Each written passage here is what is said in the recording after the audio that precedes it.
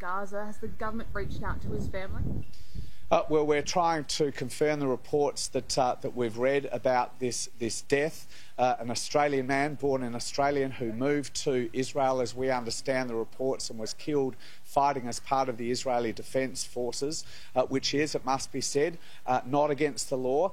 It is legal for Australians to fight as part of the formal armed forces of a foreign nation, which, as we understand, is what this young man has been doing. I want to send our deepest condolences to his family and to his loved ones, and obviously indicate that we stand ready to provide whatever consular assistance his family might need. But as I said, we're seeking to confirm the reports that we've read about this death. Any more information that the government can provide on the two brothers that were killed fighting in Lebanon, and are you able to confirm whether one of them was fighting for Hezbollah as well?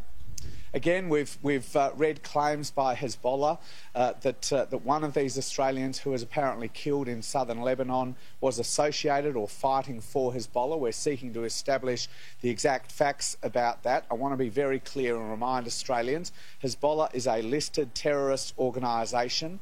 It is a criminal offence for Australians to engage in hostile activities overseas, as I just said, other than as part of the formal armed forces of a foreign nation. There are very clear penalties in Australian law, have been for a long time, which include sanctions like the possible cancellation of passports. So I just want to take this opportunity to remind Australian visa holders, residents or citizens, it is a criminal offence to engage in those sorts of hostile activities. But as to this particular claim by Hezbollah, a listed terror organisation, the government is seeking to establish the facts about that particular case.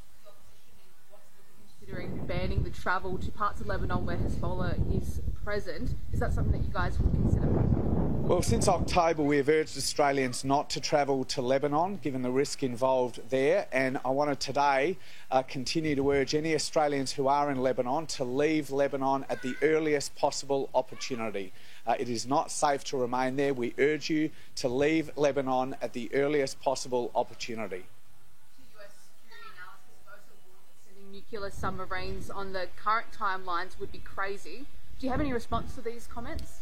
Look, AUKUS is obviously a really important agreement between the three nations, Australia, the UK and the US, for our collective security and the security of the world and particularly the region, but it's also important for jobs here in South Australia and in my own electorate in the western suburbs of Adelaide. But the government remains very confident of strong cross-partisan support in all three countries for the AUKUS arrangements. In relation to the US, that was only recently seen through the passage of enabling legislation through the US Congress only in the last couple of months that enjoyed very broad support from Republican and Democrat congressmen alike.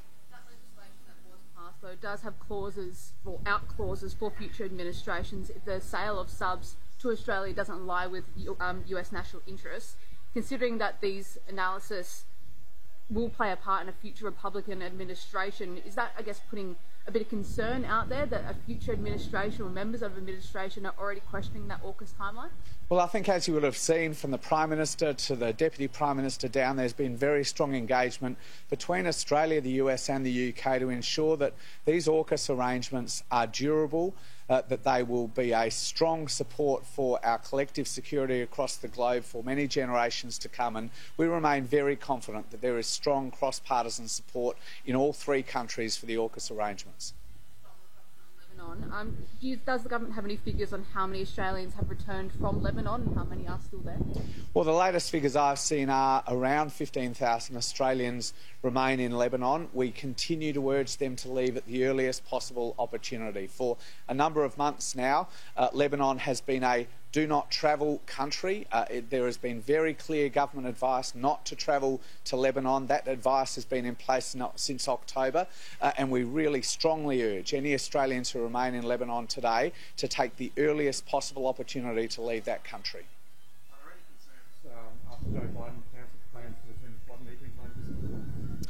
Well, as I understand it, the meeting dates for the Quad have not been yet set for 2024, but I think we're realistic about the fact that certainly 2, potentially 3 of the 4 Quad members have important elections over the course of 2024, and that's likely to impact on meeting dates. But again, this is a really important arrangement between 4 like-minded countries, the US, Japan and India and Australia, and we're very confident that those arrangements remain very, very strong. Back onto the vaping crackdown regarding cigarette increase.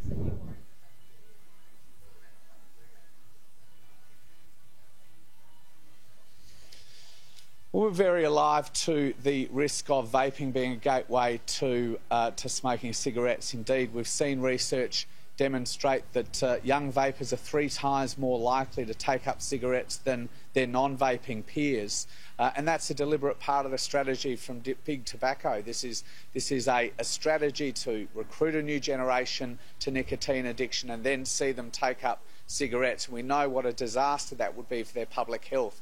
We've also seen that the only cohort in the community right now where smoking rates are actually increasing are the youngest members of our community, and that's a clear connection to the rates of vaping among those age groups. So we are obviously alive to any potential for people to move from vaping to cigarettes. That's why, in addition to the strong action we're taking on vaping, we've also taken very strong action against cigarettes, and that legislation only passed the Parliament in the last week or 2 of the 2023 sittings. There are significant price increases that will be put in place to make cigarettes less attractive from a budgetary point of view, but also updated measures to ensure that some of the new innovative ways the tobacco industry is trying to use to market cigarettes, particularly to young Australians, are wiped out as well. Thanks, everyone. Have a good day. Enjoy the weather. Health Minister Mark Butler speaking there on a range of issues, including the national crackdown on the importation of single-use vapes and, of course, on the fact that the coalition is calling on the government to declare parts of Lebanon a terrorist no-go zone. It follows the deaths of 2 Australians in the region last week as a result of an Israeli strike on the Hezbollah-occupied region. The opposition says Labor should make it an offence for any Australian to travel to the area in a bid to aid Hezbollah. It says the government should enact its criminal code after similar measures were enacted to prevent people travelling to parts of Syria and Iraq at the height of ISIS.